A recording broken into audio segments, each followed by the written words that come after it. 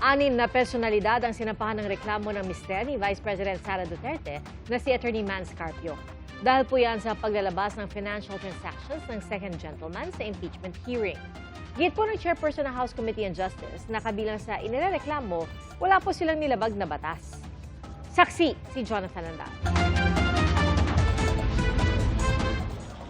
Mismong si Second Gentleman Attorney Manasseh Carpio, asawa ni Vice President Sara Duterte, ang humarap sa media para ipakita ang isinampa niyang reklamo laban sa mga naglabas ng kanyang mga financial transaction sa impeachment hearing noong April 22. Pero hindi siya tumanggap ng mga tanong. Maraming salamat po. Nandito po kayo. Yung mga questions po ninyo, kay Attorney Danao na lang po siya sasagot. Maraming salamat and God bless us all. Thank you po. Inirereklamo ni Carpio sina Bangko Sentral Governor Eli Remolona, AMLAC Executive Director Ronel Buenaventura at mga kongresista ng House Justice Committee na sina Jervy Luistro, Percival Sendanya, Shel Jokno at Leila de Lima. Ang alegasyon ni Carpio, nilabag ng mga nabanggit na opisyal ang Bank Secrecy Law, AMLA o Anti-Money Laundering Act at ang Data Privacy Act nang iligal umanong ilabas ang AMLAC report ng kanyang mga bank transaction. Iginigit ni Carpio ang Section 8 ng AMLA na nakasaad na ang AMLAC at sekretariat nito ay dapat protektahan ang mga impormasyong kanilang natanggap o na proseso at hindi dapat ilabas sa anumang paraan. Kung gusto nang usisain yung mga bank reports, bank information, meron namang paraan sa batas. Diba? Pero ang sinasabi namin, yung AMLA mismo, hindi pwede maglabas ng kahit anumang informasyon na nakuha nila galing sa mga bangko. Pero giit ni House Justice Committee Chair Representative Jervy Luistro, hindi naman bank records ang inilabas kundi AMLAC report. Ang nire-report po ng AMLAC is not bank account.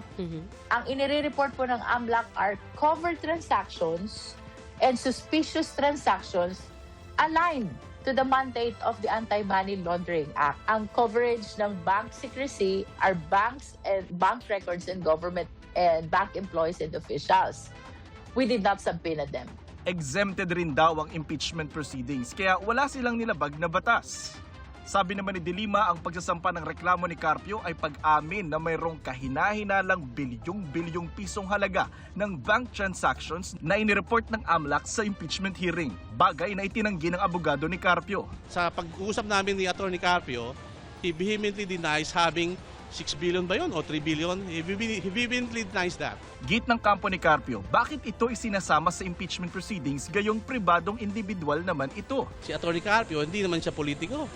Bakit kailangan mo pang usisahin ng tax returns niya at saka kanyang mga bank transactions, di ba? It's a fishing expedition. Well, he is married to the Vice President. Their properties are communal in nature. So there should be every reason to look into the properties of both spouses. Kino-question naman ni Jokno at De Lima kung bakit sila ang sinampahan ng reklamo gayong buong komite naman ang bumoto para ilabas ang AMLAC report. How can we be singled out as individuals when ang nag-action doon sa subpoena ay hindi naman kami bilang mga mismong representante kundi yung buong Committee on Justice.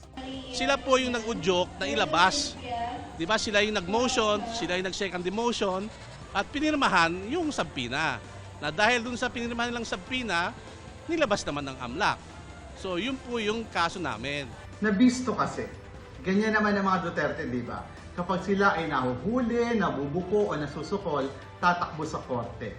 Sabi naman ng Bangko Sentral, sasagutin ng BSP Governor ang reklamo ni Carpio sa tamang forum kapag nakakuha na sila ng kopya nito. Pero iginit nilang ginagawa lang nila at ng AMLAC ang kanilang mandato na naaayon sa batas at due process. Sabi ng kampo ni Carpio, sinubukan pa nilang pigilan ang paglabas ng AMLAC report sa impeachment hearing nang sumulat sila sa AMLAC noong April 16 bago pa maglabas ng subpoena ang Justice Committee pero walang nangyari. Kinuna namin ang pahayag ng AMLAC pero wala pa silang tugon. Samantala, sabi ni Attorney Peter Danao, ibinasura na ng korte sa Quezon City ang hiling nilang TRO o Temporary Restraining Order laban sa pagsisiwalat sa ITR o Income Tax Returns ni Carpio.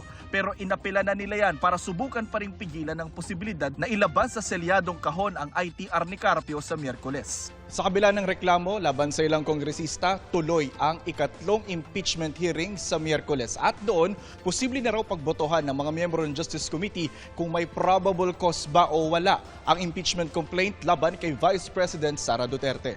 Ako si Jonathan Andal, ang inyong saksi.